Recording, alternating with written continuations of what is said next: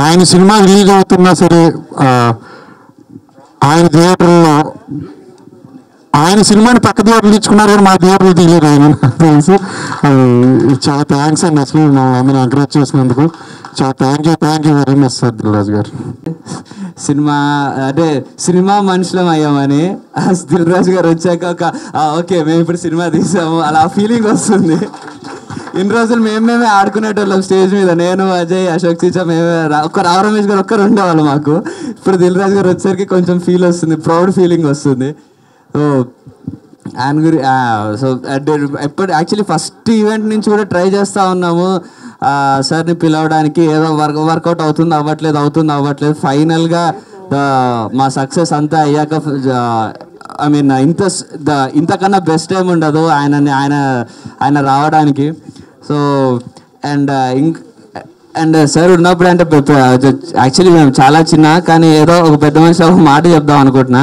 Generally ఏదో బయట మేము సినిమా తీసేటప్పుడు కానీ అంటే టోటల్ న్యూ కమర్స్ లాగా లేకపోతే బయట నుంచి ట్రై చేస్తున్న కొత్త ప్రొడ్యూసర్స్కి వాళ్ళందరికీ ఏదో కొన్ని రూమర్స్ చెప్పి భయపెడతా ఉంటారు. ఇండస్ట్రీలో ఒక 3-4 ఉంటారు, థియేటర్లు ఇవ్వరు, లేకపోతే అది చేయరు, నలిపేస్తారు, తొక్కేస్తారు, అది అని. అది 1% కూడా 1% కూడా కరెక్ట్ కాదని ఈ సినిమాతో ప్రూవ్ అయింది. ఎందుకంటే సార్ దిల్ రాజు గారు కానీ అందరు మిగతా పెద్దవాళ్ళు ఎవరున్నా సరే 100% సపోర్ట్ చేశారు. మేము ఎవరో అసలు అవసరం కూడా లేదు. అండ్ పైగా దిల్ రాజు గారిది అయితే సినిమా కూడా రిలీజ్ అవుతుంది నెక్స్ట్ వీక్. బట్ స్టిల్ ఆయన అంటే అసలు అంటే వాళ్ళందరి థింకింగ్గా చాలా దీనికన్నా చాలా ఎక్కువ ఉంటుంది అని నాకు అనిపించింది. ఎవరు అంటే వాళ్ళకున్న దానికి, వాళ్ళకున్న స్టేచర్కి, వాళ్ళకి తీసుకునే డెసిషన్కి ఆడెవరినో ఏదో చేద్దాం, ఈడెవరినో ఏదో చేద్దాం అని 1% కూడా ఉండదు. ఉంటే వాళ్ళ స్టేజ్కి వెళ్ళరు ఎట్ ద ఫస్ట్ ప్లేస్.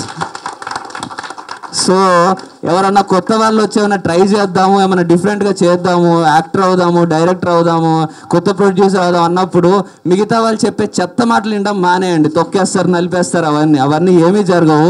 మేమే ఎగ్జాంపుల్, మాకు అందరూ సపోర్ట్ చేశారు.